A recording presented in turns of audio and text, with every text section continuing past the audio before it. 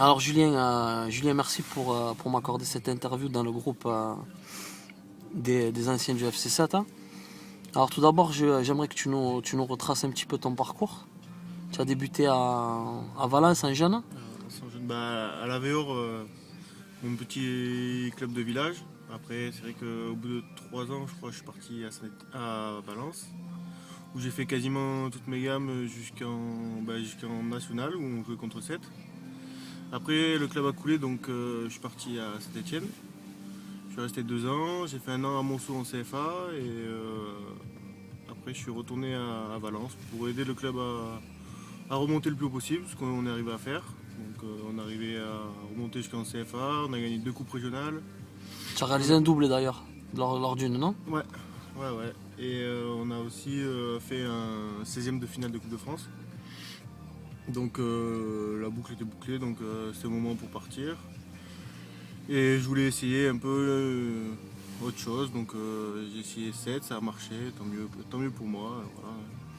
D'ailleurs, à ce sujet, je trouve qu'il y a un parallèle entre la situation de Valence, qui, comme le FC7, a été rétrogradé administrativement, et le FC7. Vous êtes parti d'assez bas, et vous montez les échelons petit à petit, j'ai l'impression, dans une très bonne ambiance, un bon groupe, une bonne mentalité. Exactement, de toute façon, je l'ai toujours dit, le parallèle entre 7 et Valence, c'est 2 clubs qui ont eu des soucis passés avec la DNCG. Mais c'est 2 clubs qui restent très pro, même en étant en amateur. Donc c'est vrai que c'est vraiment intéressant pour un joueur de garder des structures et une organisation pro, même dans le monde amateur. Ok. De ton passage à la SSE, tu as joué avec les 18 ans, la CFA. J'ai regardé tes statistiques, tu plantais pas mal de buts d'ailleurs. Comment ça se fait qu'on t'a pas proposé de contrat pro justement? Et est-ce que tu en gardes un grand regret?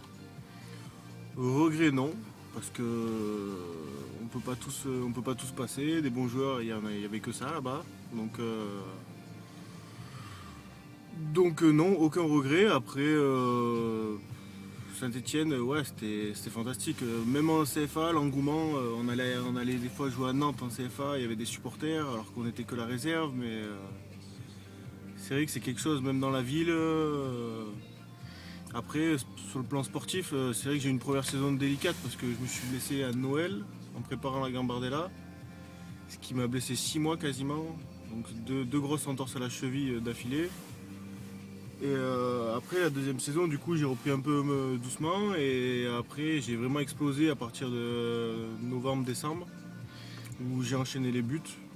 J'ai pu m'entraîner je m'entraînais régulièrement avec les pros. Et on est allé jouer en Corse au CA Bastia et j'ai pris un tac par derrière, non sifflé bien sûr en Corse. Et je me suis fait une entorse du genou et c'était les périodes où les décisions se prenaient. Et donc je pense que ça m'a un peu pénalisé. Un coup du sort. Les blessures font partie du foot, pas de regret à avoir, chacun a sa carrière. Voilà. D'accord. Tu as connu le niçois Eric Botéac là-bas. Exactement, c'est mon meilleur pote. J'étais témoin de son mariage. Je lui passe le bonjour, d'ailleurs je lui dirai. Parce qu'à chaque fois il parle de moi dans ses interviews. Donc ouais, une amitié qui dure. Donc, il était encore sur Montpellier il y a 3 semaines je crois. Donc voilà. Ok. Ton petit passage à Monceau-les-Mines. Tu es arrivé juste après l'épopée en Coupe de France, dont ils avaient été éliminés en demi-finale contre Sochaux. Ton souvenir par rapport à ça? Monceau, club très famille, très chaleureux. Sportivement, c'était une équipe très compétitive. Après, je m'épanouissais pas dans la vie de tous les jours parce que voilà, en Bourgogne, au fond de la Bourgogne, il n'y avait pas grand chose à faire pour quelqu'un qui arrivait de l'extérieur, qui connaissait pas grand chose. C'est ça qui a causé ton départ? Ouais, un peu. D'accord. Ensuite, le retour à Valence, Retour à Valence. qui se passe magnifiquement bien. Je reviens en DH. On monte jusqu'en CFA, comme je vous l'ai dit tout à l'heure, 2 coupes régionales d'affilée, un 6e de finale de Coupe de France, voilà, rien à dire. D'ailleurs, chaque année on gagnait quelque chose, quoi. C'est à cette période que je crois, lors d'un 8e tour, vous avez battu Grenoble, c'est ça? Exactement, au même moment on a battu Grenoble il y a 2 ans. Grenoble évolue à quel niveau à cette époque? En CFA2, ils venaient juste de couler, D'accord. mais c'est comme aujourd'hui, ils sont quasiment tous sous contrat, ils étaient tous sous contrat, ils s'entraînaient tous les jours. Ça reste un gros club. Donc. Ok. Tu en penses quoi justement de cette confrontation demain contre l'équipe iséroise? Je pense que Grenoble, c'est du lourd, du très lourd, parce que connaissant pas mal de joueurs là-bas, connaissant un peu le club, je pense que c'est une équipe de niveau national. Vraiment, je pense que ce sera bien plus dur qu'UZES. Ah, c'est sûr. Descamps, Accrour, Yaya B. Mais ça, c'est les buteurs, ceux qui brillent. Mais même au milieu, même derrière, même le gardien, c'est que des joueurs qui ont goûté à la Ligue 2 quasiment. Donc c'est quand même du lourd. D'autant qu'ils ont connu une mauvaise passe et qu'actuellement ils sont troisième, ils remontent bien. Ta saison personnelle au FC7? Bah, pour le moment plutôt bien. Après j'ai été un peu coupé dans mon élan par une blessure au dos là. Donc j'essaye de reprendre le rythme petit à petit. Mais plutôt satisfait pour le moment. Après il y a toujours des choses à améliorer. Mais c'est sûr que déjà en termes de buts j'ai marqué autant que même plus que l'année dernière. Donc pour le moment satisfait, mais j'espère faire encore mieux parce que je veux pas juste me satisfaire de ça. D'accord.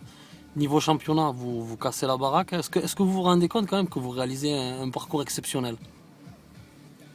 Exceptionnel, oui, ça allait par les stats, par le résultat, par le classement, mais après on a tellement de choses à améliorer encore que c'est ça qui est positif en fait, c'est qu'on gagne même en n'étant pas tout le temps bien. Et le fait de prendre des buts à chaque fois, le premier quart d'heure, on a plein de choses comme ça à corriger et on voit qu'on a encore une marge de progression. Donc c'est ça qui est surtout intéressant. On n'est pas au max, quoi, donc pas encore. Donc c'est ça qui est intéressant. Après, il y en a eu des équipes en CFA2 qui ont fait des parcours comme ça et au final qui se sont écroulés. Donc la route est encore longue. Est-ce que tu penses que l'échec, puisqu'il faut utiliser ce terme de la saison dernière, est justement profitable cette saison? Je pense, même si sur le premier match de la saison contre Penn, on fait un super match et on reprend un but en fin de match. Et je me suis dit que ça allait repartir comme l'année d'avant où on a perdu énormément de points dans le dernier quart d'heure. Bon là, il s'avère qu'on prend des buts dans le premier quart d'heure, c'est plus facile à remonter. Et c'est vrai que la saison dernière, on dira que c'était une saison d'adaptation. Adaptation pour se connaître tous et adaptation au niveau de CFA2. Ok, et dernière question, quoi qu'il arrive à la fin de cette saison, tu resteras chez toi la saison prochaine ou c'est encore trop tôt pour le dire? Oh, normalement oui. Après, moi, c'est surtout le club qui décide, hein, mais moi, il n'y a pas de raison que je parte du club. Je me sens très bien ici, donc voilà, hein, tout pour être épanoui. Ok, non, avant-dernière question, c'était pardon, j'en ai une qui me vient maintenant. Comment tu expliques le fait qu'il semblerait qu'il existe une passerelle entre Valence et le FC7, puisque ces dernières années, il y a eu notamment, toi bien sûr, Mehdi Mostefa, Ahmed Aïtou-Arabe, Kamel Ouajdid également. Comment tu expliques cela? Aucune explication. Aucune explication. Je peux pas le dire. Je pense que c'est plus ou moins le hasard qui a fait ça. Après, je suis incapable de te dire. Il n'y a pas de lien particulier entre les deux clubs. Non, c'est juste que les deux clubs se ressemblent parce ils sont repartis de bas à cause de la DNCG, mais après, il n'y a pas d'affinité particulière entre les deux clubs. Ok. Julien, je te remercie. Je te souhaite une très bonne fin de saison et un super match demain avec pourquoi pas un but. Hein. Il n'y a pas de souci, merci à vous. Voilà, merci à toi, Julien. Merci à toi.